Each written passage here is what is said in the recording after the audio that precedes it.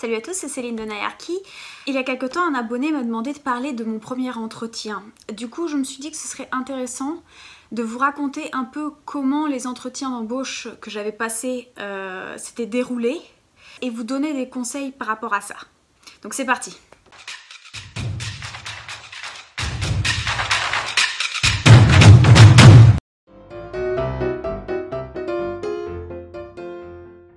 Donc le premier entretien que j'ai passé, c'était pour un stage. J'avais découvert l'agence parce que la cofondatrice était venue présenter son travail pendant un séminaire. Et donc je suivais ce séminaire en master et ça portait sur la représentation graphique. Du coup, le jour de l'entretien, je suis venue avec un sac rempli de petites maquettes, de documents à présenter par rapport justement à ces expérimentations sur la représentation graphique en architecture. Du coup, arrive le moment T, on s'installe dans la salle de réunion. J'ai les deux cofondateurs de l'agence face à moi qui me sourient et j'attends. Les deux cofondateurs sont toujours face à moi en train de sourire. Et là, j'ai une grosse poussée d'adrénaline parce que je me rends compte qu'il va falloir que je me présente seule, sans aucun support, sans aucune question de leur part. Et il me semble leur avoir posé la question avant de démarrer, donc vous voulez que je me présente? Et ils ont juste hoché de la tête comme ça. Et donc à partir de là, j'ai commencé à être un peu stressée, mais j'avais tous mes documents avec moi que j'avais mis sur la table. Et donc je m'en suis servie, j'ai commencé, je me suis même levée à un moment donné pour présenter mes petites maquettes, pour présenter tout ce que j'avais fait, ma réflexion. Et ça a duré comme ça pendant plusieurs minutes, je ne me rappelle plus très bien. Et vers la fin de l'entretien, donc le cofondateur me dit oui, c'est très intéressant votre travail, voilà, on vous recontactera. Donc j'ai passé au moins 5 minutes à tout ranger. Et il s'est avéré donc que quelques temps plus tard, j'ai été acceptée pour faire le stage au sein de cette agence. Par rapport à cet entretien un peu surprenant, voilà les conseils que je peux vous donner.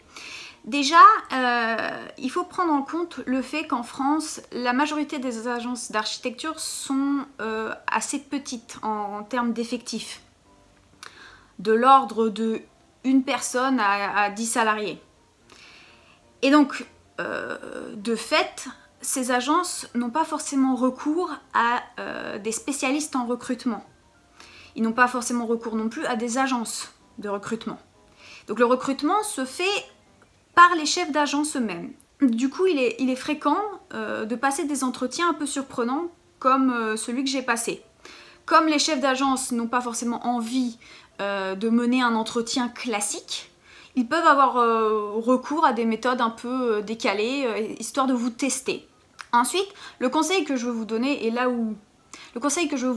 où j'ai gagné des points, je pense, c'est que j'ai utilisé tous les documents graphiques que j'avais à disposition, les petites maquettes que j'avais amenées, pour m'appuyer dessus. Et justement, pendant les entretiens d'embauche, comme on est assez stressé, c'est intéressant d'avoir, donc évidemment, son portfolio et son CV imprimés avec soi pour s'en servir comme support de communication. Mais là où je veux pousser un peu la réflexion, c'est vous donner le conseil d'amener quelque chose en plus.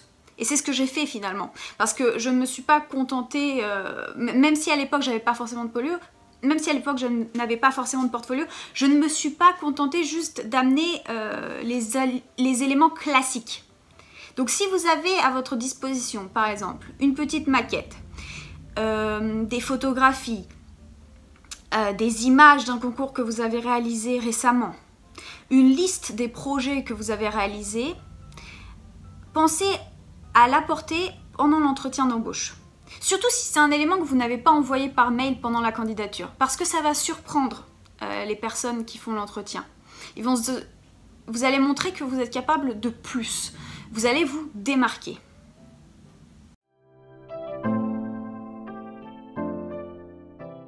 Alors le deuxième entretien, j'en avais déjà parlé sur la vidéo comment décrocher un job dans une grande agence. C'était avec une recruteuse dans une agence de recrutement reconnue. Alors, donc je vous avais expliqué que j'étais arrivée le jour J pour me présenter. C'était un entretien histoire de jauger un peu mes compétences et de voir quel poste elle pourrait me proposer. Et donc je suis arrivée avec une ébauche de portfolio et un CV.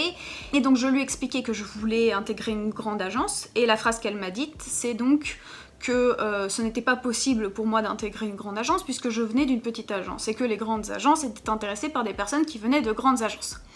Bon, du coup, comme j'estimais à l'époque que c'était une spécialiste et comme moi aussi j'avais des préjugés par rapport aux méthodes de recrutement dans les grandes agences, j'imaginais que les grandes agences étaient extrêmement exigeantes en termes de recrutement. Je me suis dit qu'elle avait raison et ça m'a démoralisée. Et pendant quelques temps, du coup, ça m'a affectée dans ma recherche d'emploi. Cette dame en question m'a pas vraiment aidée par la suite. Elle m'a appelée rapidement pour me dire voilà, est-ce que tu veux passer un entretien avec telle agence? Parce que comme vous le savez, les agences de recrutement ne disent pas le nom de l'agence. J'avais dit oui, elle ne m'a pas rappelé, ensuite elle ne m'a plus jamais rappelé. Alors, ce que je voulais vous dire par rapport à cet entretien, et en général les entretiens avec des personnes travaillant dans des agences de recrutement. Il faut bien comprendre que les agences de recrutement, ce sont des intermédiaires. Donc en fait, ils ne travaillent pas pour vous. Il faut juste avoir ça en tête. Ils travaillent pour les agences, ils sont rémunérés par les agences. Et parfois, ils ont des contrats, ce qu'on appelle des contrats au résultat. C'est-à-dire qu'ils doivent réussir à sélectionner les meilleurs candidats, voire même le meilleur candidat pour un poste donné.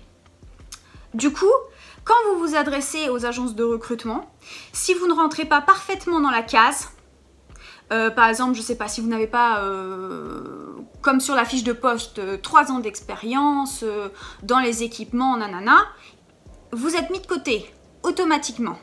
Du coup, même si c'est intimidant, parfois vous obtiendrez plus de résultats si vous allez voir directement le ou la chef de l'agence.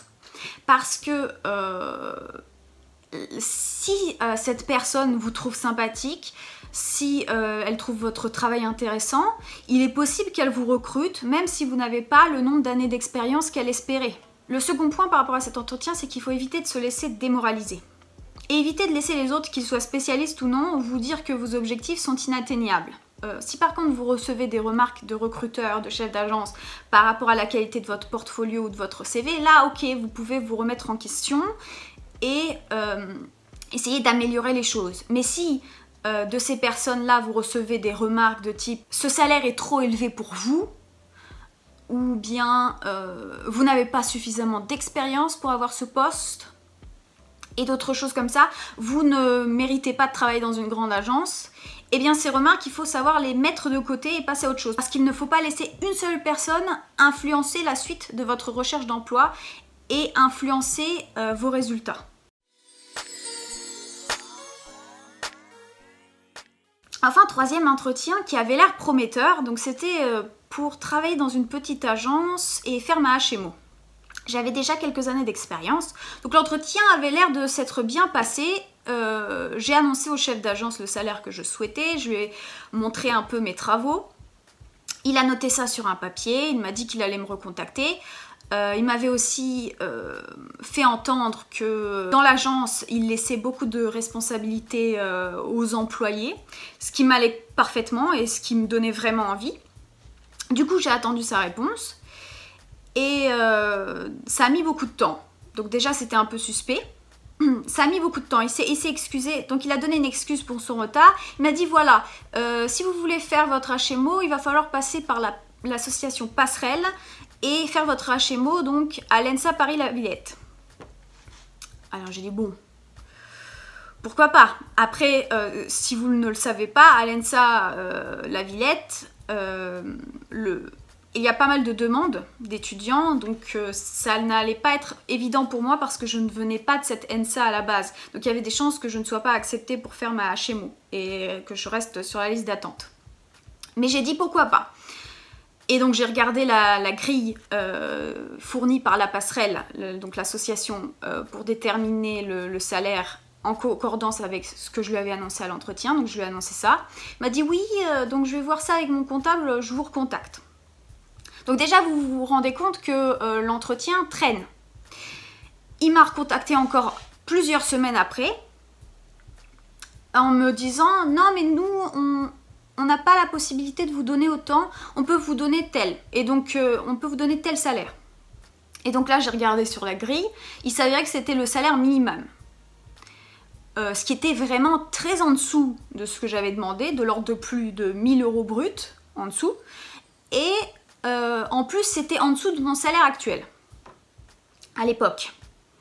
À partir de là, j'ai décidé d'arrêter et de ne plus parler à cette personne. Et donc, le conseil que je voulais vous donner par rapport à ça, c'est justement, comme je vous l'ai dit au début, les chefs d'agence en architecture ne sont pas forcément formés au recrutement, n'ont pas forcément envie de se former à toutes ces techniques. Et parfois, il y en a parmi eux qui ne sont pas très sérieux et qui vont essayer de vous faire des propositions un peu douteuses. De manière générale, le dernier conseil, le conseil global par rapport aux entretiens d'embauche, c'est qu'il faut essayer d'aller aux entretiens d'embauche avec l'esprit le plus libéré possible. Ne pas se faire de faux espoirs. Vous allez à l'entretien, vous vous présentez, vous faites du mieux que vous pouvez. Ensuite, une fois l'entretien fini, vous envoyez votre relance et vous passez à autre chose. C'est mieux de procéder de cette façon, de ne pas avoir trop d'attentes vis-à-vis des chefs d'agence, des recruteurs, de poursuivre votre chemin. Vous obtiendrez de bien meilleurs résultats de cette façon. Voilà pour cette vidéo, j'espère qu'elle a été instructive pour vous, qu'elle vous a plu. Si jamais vous avez des expériences d'entretien d'embauche un peu surprenants et que vous voulez en parler et donner vos conseils, n'hésitez pas en commentaire. Et n'hésitez pas aussi à rejoindre la newsletter. Tous les jeudis, vous recevrez des conseils pour évoluer dans votre carrière d'architecte. Sur ce, je vous dis à bientôt dans la prochaine vidéo. Salut!